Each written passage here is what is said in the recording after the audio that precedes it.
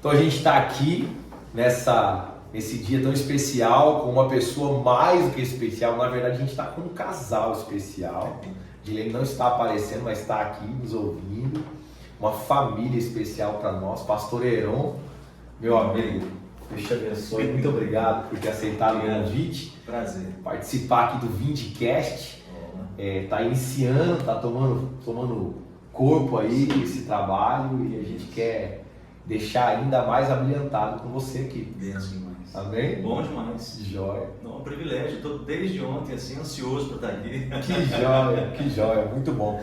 E para vocês que vão assistir, quando a gente terminar aqui, a gente vai comer uma moqueca capixaba, tá? Vocês que vão assistir e não são do Espírito Santo, venham para cá provar dessa delícia que é nosso prato principal aqui, né?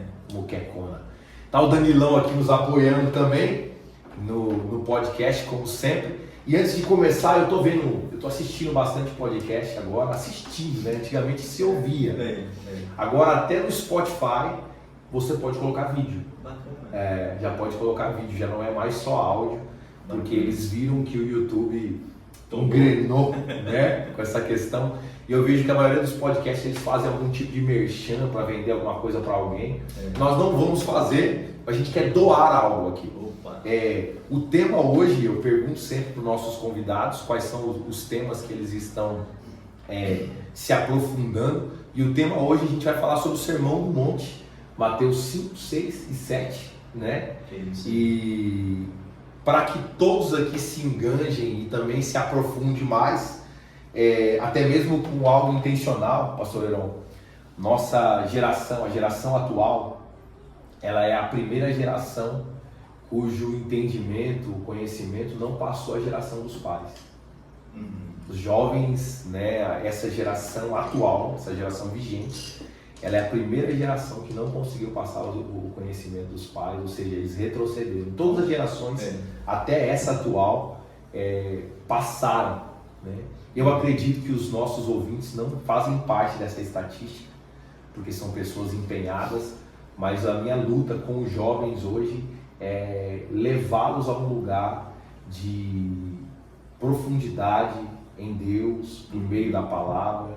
Eu queria vou fazer um sorteio do Sermão do Monte, John Wesley. A gente vai fazer um sorteio. Como vai funcionar esse sorteio? Quando você ouvir esse podcast, é só você comentar aqui no YouTube, faça o seu comentário, eu estou participando, bota o seu nome e lá no Instagram, você tira um print do YouTube, vai lá no seu Instagram, marca o meu Instagram que vai estar aí embaixo e marca o Instagram do Pastor Heron, um precioso, coloca lá, compartilha para que mais pessoas assistam e você vai poder ganhar. Onde você estiver no Brasil, a gente vai enviar. Joia? Ótimo. Fechado? Bom. E a gente vai começar aí, então falando do Sermão do Monte. A primeira pergunta que a gente separou aqui para o Pastor Heron, que está estudando Martin Lloyd Jones. Tudo. O homem está estudando de tudo aí sobre o Sermão do Monte. O que mais te chamou a atenção, pastor, do Sermão do Monte? O que mais me chama a atenção é a aplicação do sermão. A aplicação. A aplicação, porque no início fala assim que Jesus viu a multidão, né? Multidão. Então, quando ele olha para a multidão, ele aplica. É um dos maiores sermões, né, pregados ali de Jesus, e ele traz isso para dentro da vida. E o sermão que me chama a atenção é que ele é um código de ética. Uau! Benção demais. Uau! Bom demais. Muito bom, muito bom. Há quem diga, pastor Heron, que esse Sermão do Monte é como se fosse as leis que vão regir o reino vindouro, o reino de Deus. Eu acredito porque o que Jesus faz ali é ir além. O que o antigo mostrava, ele vai além. Excelente. Né? Excelente. Ouvistes, ele não vem acabar com a lei, ele não vem acabar com os costumes. Perfeito. Mas ele vem o seguinte: olha, se vocês não excederem os escribas e os fariseus, vocês não herdarão o reino. Uau, fantástico. Então você vê, é ir além. Né? Então eu gosto dessa aplicação de Jesus por esse fato, de trabalhar essas questões. É o seguinte: Não adianta só a história, não adianta só o conhecimento, não adianta só o livro aberto, Uau. não adianta só doutorar no livro, Fantástico. se não houver prática. Fantástico. Então aqui tem a ortodoxia e aqui tem a ortopraxia. Não é? Então agora traz as duas coisas. Ser ortodoxo, top, mas não só. Pratica o que você aprendeu. Não somente uma cabeça ortodoxa. Não mas é. Talvez. E nem uma vivência ortodoxa. Excelente. Você entendeu? Por quê? Porque os sacerdotes, eles vestiam as suas túnicas, Travestiam-se. aumentavam as franjas para dizer, ó, que homem santo. Eu estive lá, né? Mas eles realmente até hoje têm franjas longas. você vê. Então assim, que homem santo, mas ao mesmo tempo a prática era horrível. Exatamente. Né? Então assim, o amor, eu gosto, João, descontextualizando, mas contextualizando, aquela palavra de Jesus quando ele fala para a igreja de Éfeso, ele fala assim, olha, se vocês não voltarem à prática das primeiras obras, Apocalipse capítulo 3. eu virei e tomarei de ti o teu candeeiro. Olha só a aplicação disso aí. Qual era a visão? A igreja de Éfeso, ela perdeu a noção de praticar a palavra. Fantástico. Ela tinha, depois de Alexandria, a maior biblioteca teológica do mundo. Isso. E eles amaram mais aquilo. Amaram mais os livros, amaram mais a tradição, amaram mais a teologia, esqueceram do próximo. Então, o altruísmo foi perdido, o amor ao próximo, a visão do próximo se perdeu. O Sermão do Monte é exatamente isso, é uma busca, um resgate. Ficou distante para eles. Exatamente, e vai mover o candeeiro. O que é? A igreja de Éfeso teria o nome de igreja, mas não teria o poder da igreja. Uau, que fantástico isso, pastor. Que fantástico. Você entendeu? Sim. Então, e quem anda no meio dos candeeiros? É Jesus. É isso aí. Então, ele vai sair da igreja, ele vai sair da presença, ele não vai ter mais a presença de Cristo. E você vê que eles faziam coisas que, indo nesse sentido das palavras de Jesus, eles faziam, por exemplo, exortavam os falsos, porque eles tinham ortodoxia para isso. Exatamente. Mas o amor estava distante dos pés. Eles não caminhavam em amor. Não caminhavam em amor. Eles amaram tanto os dogmas, né? Eles amaram tanto a letra, que aquilo fez parte. Eles são os doutores, eles são os donos da letra, né? Uau. Ah, foi ruim? Foi ruim de um certo ponto. Foi bom de uma outra forma, porque eles também preservaram isso para nós, né? Exatamente. Eles preservaram, mas você já imaginou se eles entendessem, se fossem assim, aplicado aquilo que realmente tinha que ser? Seria fantástico. Com certeza. Né? Então, o que Jesus fala é isso. Olha, a aplicação disso hoje, né? O véu rasgado, a aplicação disso hoje, o novo e vivo caminho. Então, ele se apresenta como essa atitude agora cristã. Então, ele é o maior exemplo, né? Talvez seja exatamente isso, então, que Mateus descreve no capítulo 7, quando ele diz assim, ele nos ensinava não como os escribas. Ele tinha autoridade. Ele falou assim, quando Mateus menciona aquilo, ele está colocando Jesus numa esfera exatamente assim, divina.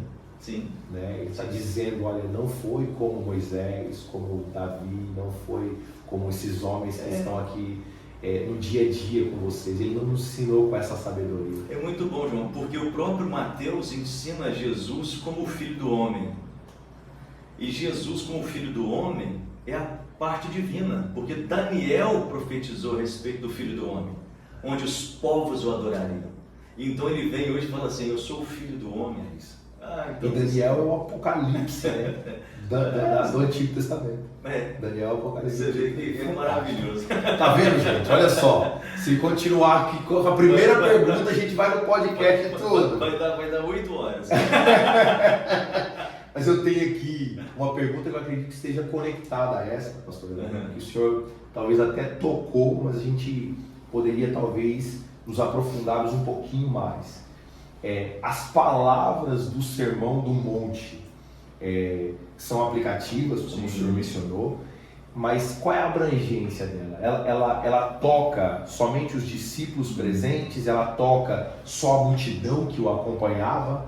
Né? Ela toca, qual é a abrangência dessas palavras para nós? Eu acredito que a primeira ação, o primeiro impacto são naqueles que seguem a Jesus. Perfeito. Então é para nós. E a partir de nós, o impacto é lá fora. Excelente. Né? Então eu não posso transformar a vida de ninguém se eu não fui transformado. É isso que Jesus está falando. Né? Eu não posso falar do amor de Cristo se eu não amo. Excelente. Eu não posso, como ele mesmo fala, um exemplo, em relação até mesmo ao pecado, né? Como que pode, um exemplo, no capítulo 6 ele fala dos olhos, né? Ele fala dos olhos. Se os olhos se escurecerem, a alma vai estar perdida. Se apagou. Então essa luz, você falou muito disso hoje pela manhã. Falei. Esse algo que tem dentro que explode. Então, é a partir de nós. É a essência da nova criação. Exatamente. É uma evidência, na verdade. Isso aí, a evidência disso. Então, assim, o que explode? O que explode no João? O que explode no Heron? O que explode na igreja? Então, são essas coisas que o mundo lá vai ver. Excelente. Se explodir em mim aquilo que é ira, aquilo que é divórcio, o que é os juramentos falsos, o que... Não é reino. Que era o que já havia feito o povo perecer, exatamente, ser levado cativo. Exatamente. E era exatamente isso que estava prendendo o povo. Exatamente. O povo que andava em trevas, agora viu grande luz. Uau. É isso aí. Graças à entranhável misericórdia do nosso Deus. Lucas, né, capítulo 2, ou capítulo 1. Então ele vai olhando para todas essas ações e qual é a aplicação disso? Eu vou colocar o seguinte, é a partir de mim.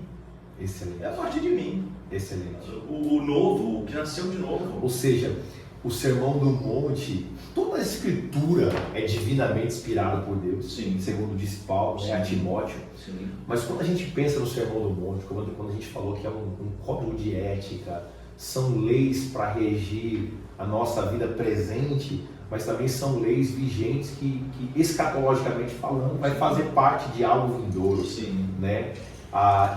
Se a gente não levar isso para nós, né? A gente não buscar a trazer essa prática, eu vejo assim, o Sermão do Monte como algo que nós deveríamos meditar para viver. Sim. Muito mais do que para falar, né? Sim. E mudaria alguma coisa? Tudo. Um exemplo, você falou de Paulo, né? Paulo fala assim, as coisas antigas passaram. Uau. O que passou as antigas? As promessas lá do Antigo Testamento vão se cumprir, né? Mas elas passaram. Há uma revelação agora em Jesus. Jesus se torna o maior de todas as revelações. Excelente. Aí ele fala assim, aquele que está em Cristo agora é o quê? Nova criatura, né? Nova criação. Né? Então, é isso que agora... O que é essa nova criação? Como filhos do reino, como é que eu vivo? Olha a aplicação. Jesus está falando exatamente isso. Como que eu viveria como um filho do reino? Né? Então a gente vê filhos do reino viver como miseráveis. Ou filho pródigo. Filho do reino vai para o chiqueiro. Excelente. Excelente. Você entendeu? E a gente vai perceber, pastor Heron, que o reino de Deus tem um dinamismo, assim, é um assunto que daria um podcast em si mesmo, mas o reino de Deus tem um dinamismo maravilhoso, porque Jesus diz que ele já veio, mas ainda não. É isso aí. É isso aí. Já veio, mas ainda não. Não está fora, mas está dentro. E dentro da teologia sistemática, a gente aprende essa ideia, né, do já e ainda não. É isso aí. Eu já estou sentado como Jesus. Perfeito. Mas ainda não. Ainda tem que guardar. Porque falta a glorificação, né? Mas um exemplo, qual a atitude agora, um exemplo, dentro dessas bem-aventuranças, felizes, os macários, né? Eu sou feliz por ser do reino, eu sou feliz por ser de Jesus, mas como é que eu ando? Cabisbaixo, eu ando derrotado, eu ando... mas isso é teologia da prosperidade? Não. Pelo É contrário. muito maior do que teologia. Não só não é teologia da prosperidade, como a King James, que talvez seja a versão mais antiga das escrituras, traduzida para uma nova língua, né? Ela diz assim que abençoado é o homem. Sim. Ela não diz nem bem-aventurado. Exatamente. Ela diz abençoado é o homem. E o termo bênção, né? A primeira vez que esse termo ele foi aplicado para o homem foi o próprio Deus. Exatamente. Deus ele se inclina para Adão e diz: você vai ser fértil, você vai se multiplicar, você vai encher as águas do mar e você vai subjugar tudo que tiver sobre a terra. Então a palavra bênção, ela diz muito mais a respeito de você ter plenitude em todas as áreas. Ou seja, você ser fértil, a gente não está falando de fecundar, nada disso. A gente está falando de ser fértil, é você realmente frutificar de acordo com a vontade do Pai. E dominar, né? Exatamente. Deus te colocou na terra para dominar, não ser dominado. É isso. Tanto é que Romanos, depois a gente pode até conversar sobre isso. Romanos capítulo 1 fala muito sobre isso, né? Desse homem, desse sacerdote que ele se perde, né? na criatura, né? E se perde, a gente vai criando ramificações aqui no podcast. Ele se perde por negar o conhecimento de Deus. Sim, sim. E Jesus, ele está... E te cortando, vai lá. a gente vai, fica à vontade. O problema todo ali é que fala assim, mesmo eles sabendo. Uau! Eles sabem. Então a questão não é só saber. Não, eles sabem. E eles impulsionam quem não sabe para ir na condenação com eles. A glória de Deus não se revelou à toa, não, se revelou a eles. Eles sabem do pecado, eles sabem que eles estão destituídos da graça. Com certeza. Então tem o fato que lá no Apocalipse fala que eles rangerão os dentes. Meu Deus. Eles sabem. É isso aí. E tá aqui sua esposa, que é psicóloga, vou dar uma moral para ela. Eu tenho um livro ali, chamado A Mente do Espírito, que ele fala sobre a mente na ótica paulina. Sim, e ele fala sobre 8... Na verdade não é que fala, eu ministrei uma mensagem chamada 8 estágios da mente, ou 8 estágios até a mente plena. O estágio mais corrompido da mente está em Romanos capítulo 1. Sim. O homem que se voltou para si mesmo. Sim. E ele foi totalmente deteriorado. Agora, o estágio que é o terceiro estágio, que é o que mais sofre, porque esse já está entregue a si mesmo. Mas o terceiro estágio tem a ver com aquilo que você falou. É o homem que conhece, Sim. Ele sabe o que é verdadeiro, mas ele não consegue vencer nas suas paixões. E ele tanto sabe que ele deixa de adorar o Criador para adorar a criatura. É isso aí. Esse é o estágio mais corrompido. É o pior. Mas tem um estágio daqueles que conhecem a verdade, pastor. Daqueles que foram expostos, ou seja, o seu coração foi iluminado. A face do Senhor resplandeceu. O Hebreus lá, né? Exatamente, lá em Hebreus. Só que eles ainda não conseguem deixar as paixões. Então eles sofrem mais. A mente dele é fustigada porque eles estão vendo a esperança, mas eles, pelas suas atitudes, estão se distanciando. Rapaz, isso é forte. Mas vamos lá. Tem a maior dúvida aqui sobre o Sermão do Monte. Se a gente for pegar em um nível plano aí de ideias, a maior dúvida sobre o Sermão do Monte está já assim na primeira frase, a primeira expressão que Cristo ele se expressou. Ele falou assim: bem-aventurados são os pobres de espírito. Exatamente. Pastor Heron, quem são os pobres de espírito? Gente, presta atenção aí, boa, né? Porque essa é a dúvida que está assim, a massa tem essa dúvida. O que significa ser pobre de espírito, meu amigo? Isso aí, dentro da ideia do pobre de espírito, lembra que Jesus sempre fala dos samaritanos, ele sempre coloca essa questão do samaritano, do fariseu, do publicano, né? A multidão ali, né? As multidões. O pobre de espírito, se a gente pudesse hoje simbolizar, né? Dar um exemplo, aquele camarada que orava, ele buscava, ele era um bom religioso, ele entregava dízimo, ele fazia tudo, ele entregava do endo e do cominho, ele fazia tudo, ele era um crente que toda igreja, toda igreja queria ter. No hall de membros não ia ter ali nada para si. Não, se falar desse camarada? Esse cara não fala mal da igreja, não fala mal do pastor, mas só que tem uma questão, que ele fala assim, quando ele orava de si para si mesmo. Meu Deus. Lembra? Ele ora de si para si mesmo.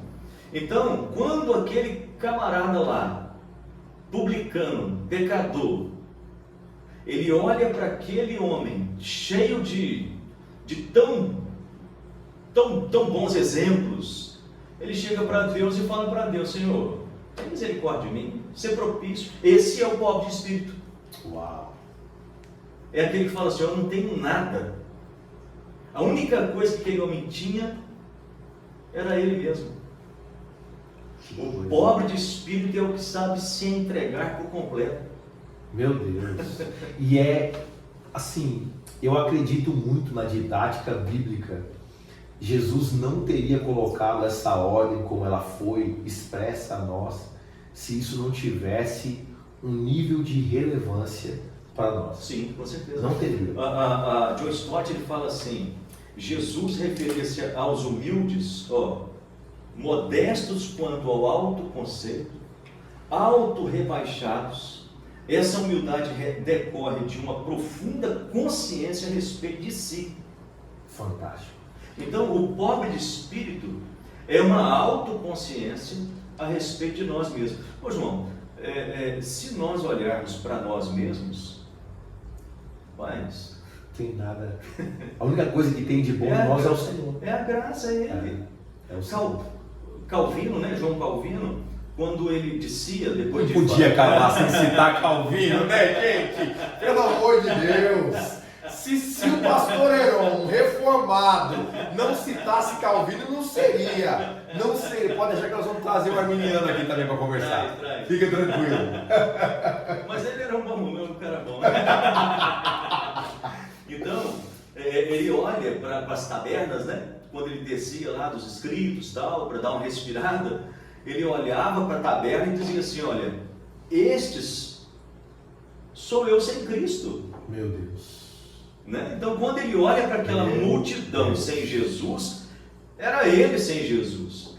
Então, não tinha diferença. Não, o que faz a diferença de nós? Não é Jesus? Tira Jesus de nós. Uau, Tira não Jesus. sobra nada. Nada. Não sobra nada. Então, o que Jesus fala no Sermão do Monte é exatamente isso. Olha, vocês têm tudo.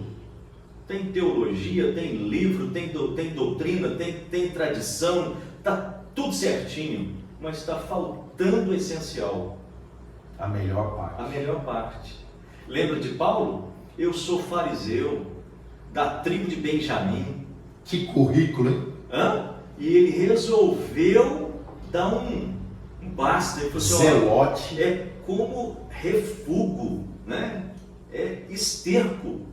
Isso tudo para mim não vale nada diante de Jesus. Agora já não sou mais eu. Quem vive é Cristo. Romanos, ele fala: eu não me envergonho do Evangelho. Uau. Quer dizer, ele não se envergonha da boa notícia que ele recebeu. É isso aí.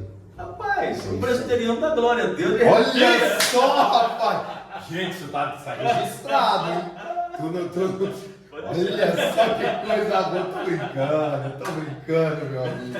Que coisa boa. É bom, né? Muito bom. É bênção. Sabe, eu gosto sempre de finalizar as gravações do podcast trazendo algo que seja como uma ponte para quem nos ouve, para eles conseguirem se achegar nesse lugar que trouxe tanta alegria para o teu coração, né, ao aprender. Eu estou vendo suas anotações, eu vejo a forma pela qual você discorre. A gente poderia falar tanto sobre isso. Meu Deus. Mas, pastor, não tem alguém aí atrás. Tem alguém aí atrás. Tem qual aqui? Tem umas 4 aqui tiraram que está na mão do Danilo, né? Danilo, qual que eu falo aí? Mas pode falar aqui nessa daqui central. Nessa aqui. Tem alguém ali atrás. Sim. Que ela precisa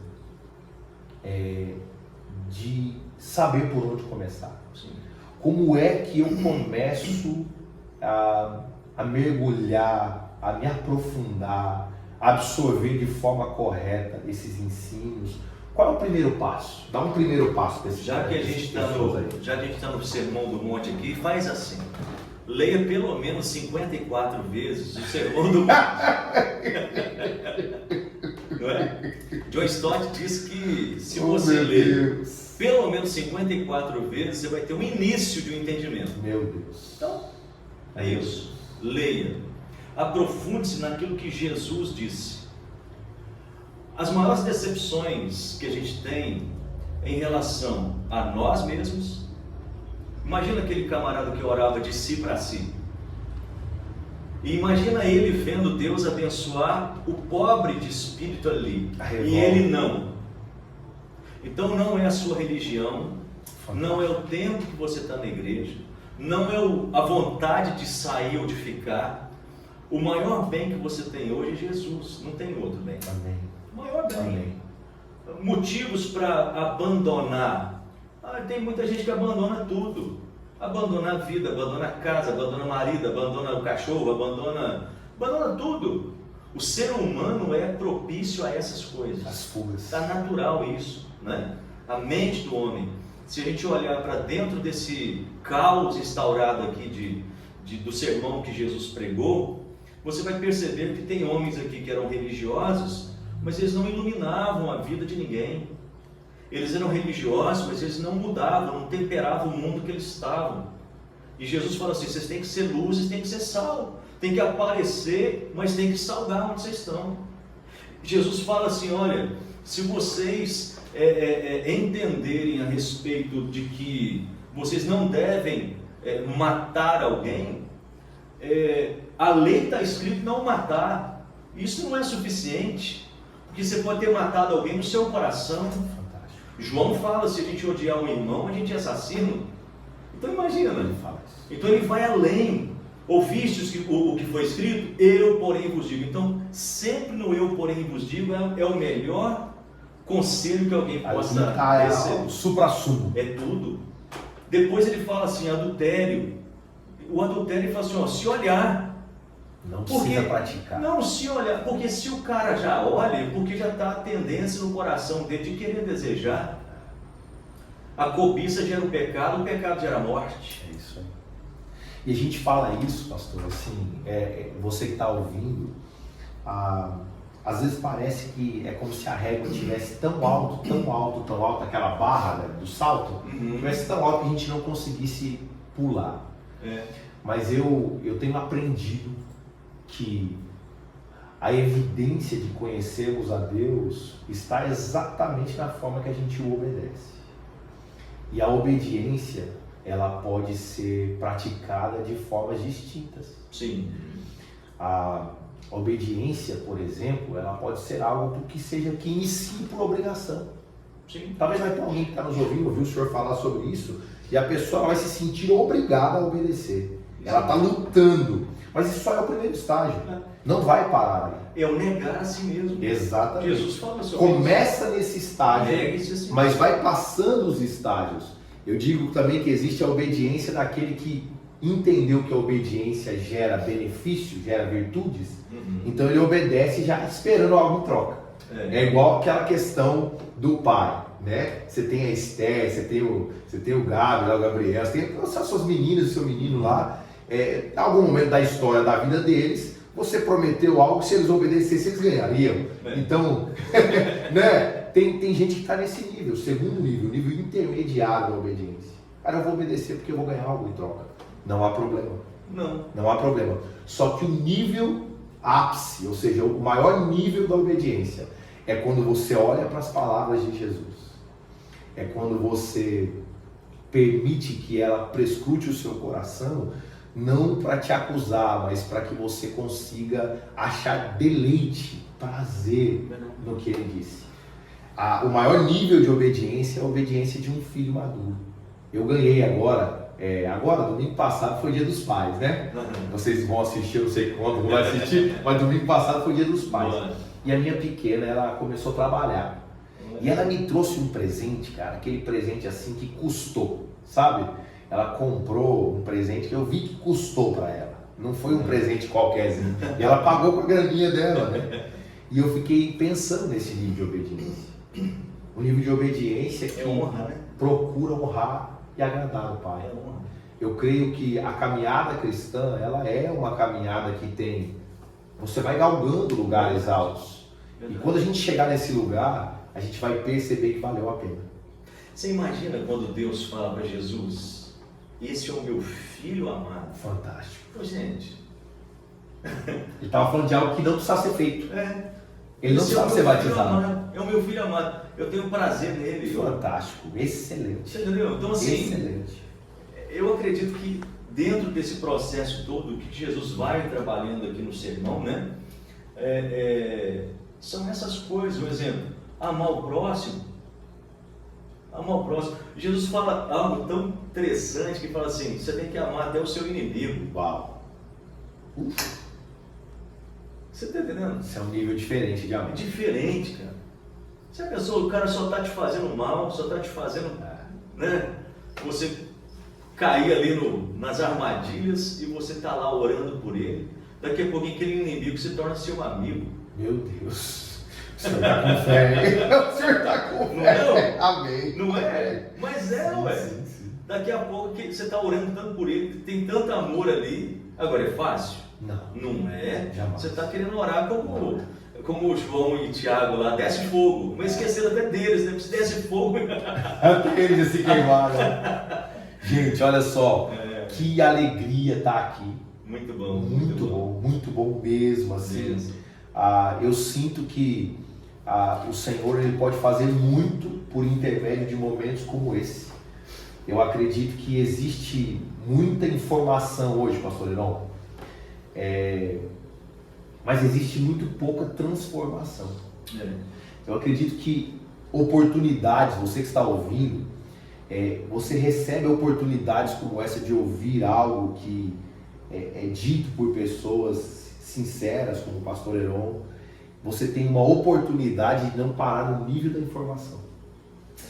A informação verdadeira, a palavra no inglês informação, ela tem uma conotação legal. Vou finalizar aqui com isso.